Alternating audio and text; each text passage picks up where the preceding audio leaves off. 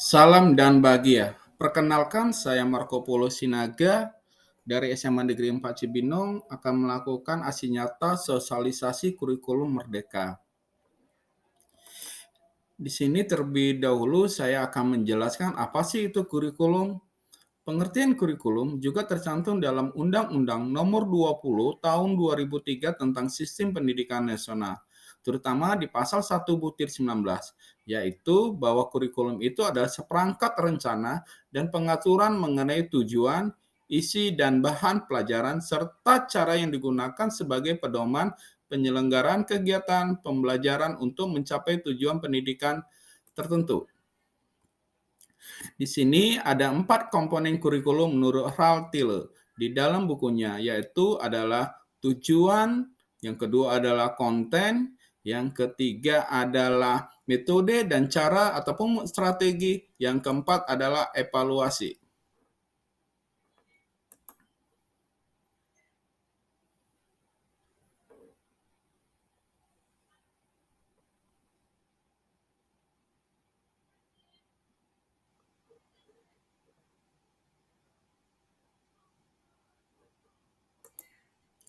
Oke, ada klasifikasi komponen kurikulum. Yang pertama adalah tujuan pembelajaran dan konten, yang kedua adalah panduan pedagogik, yang ketiga adalah panduan asesmen.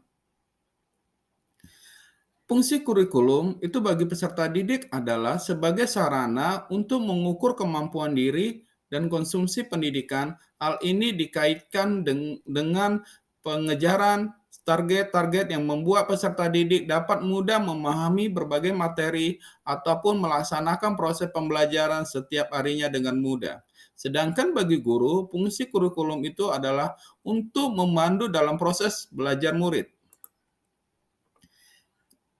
Di sini juga kita akan menjelaskan peran dan fungsi kerangka kurikulum yang dapat diotomatisasikan dalam kerangka mewariskan nilai dan budaya masyarakat yang relevan dengan masa kini.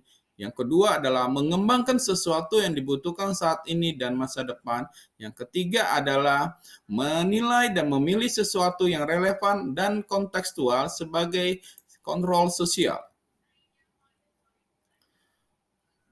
Kurikulum yang baik adalah kurikulum yang disesuaikan dengan zamannya. Murid-murid beragam suku, adat, agama, bahasa, serta budaya yang akan menjadikan pijakan awal pengembangan kurikulum tersebut.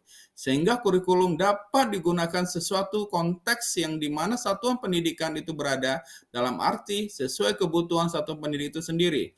Oleh sebab itu, diperlukan pengembangan kurikulum itu sendiri. Dalam proses pembelajaran masyarakat, diperlukan yang namanya pembelajaran inquiry, yaitu dilakukan secara refleksi.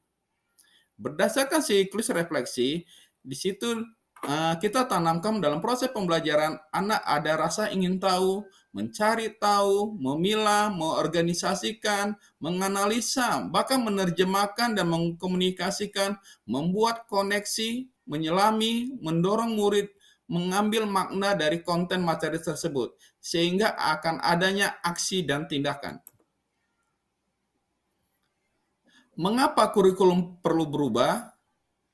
Menurut Ki Hajar Dewantara, bahwa pendidikan itu adalah menuntun segala kekuatan kodrat yang ada pada anak-anak itu, agar mereka sebagai manusia dan sebagai anggota masyarakat untuk memperoleh keselamatan dan kebahagiaan.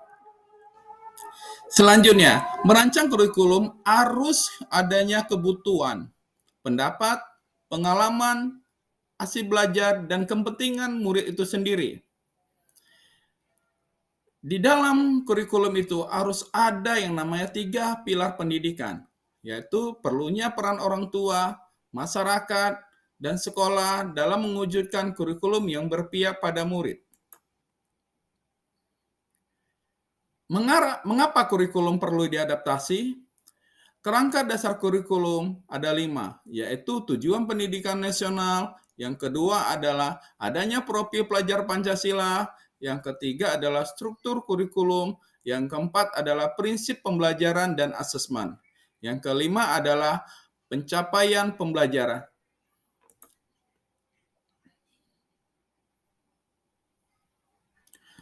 Komponen KOSP. Yang pertama adalah karakteristik satuan pendidikan. Yang kedua adalah visi, misi, dan tujuan. Yang ketiga adalah perencanaan pembelajaran yang mencakup ATP, asesmen, modul ajar, media ajar, maupun program prioritas satuan pendidikan itu. Yang keempat adalah pengorganisasian pembelajaran, mencakup muatan kurikulum, beban belajar, program intrakurikuler, ekstrakurikuler, maupun proyek penguatan profil pelajar Pancasila. Yang kelima adalah sistem pendampingan, yaitu adanya pengembangan profesional dan evaluasi. Pembelajaran dan asesmen merupakan bagian yang sebaiknya tidak dipisahkan, karena guru dan peserta didik perlu memahami kompetensi yang dituju, sehingga perencanaan, proses, dan evaluasi pembelajaran diupayakan guna mencapai kompetensi tersebut. Oleh karena itu, prinsip pembelajaran dapat dimaknai secara utuh bersamaan dengan prinsip asesmen.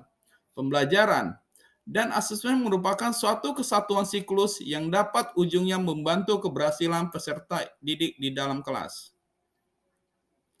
Ada 5 prinsip pembelajaran paradigma baru. Yang pertama adalah memperhatikan kebutuhan capaian belajar murid. Yang kedua adalah membangun kapasitas belajar murid menjadi pembelajar sepanjang ayat. Yang ketiga adalah mendukung perkembangan kognitif dan karakteristik murid. Yang keempat adalah menyesuaikan konteks kehidupan murid itu sendiri. Yang kelima adalah mengarahkan masa depan yang berkelanjutan.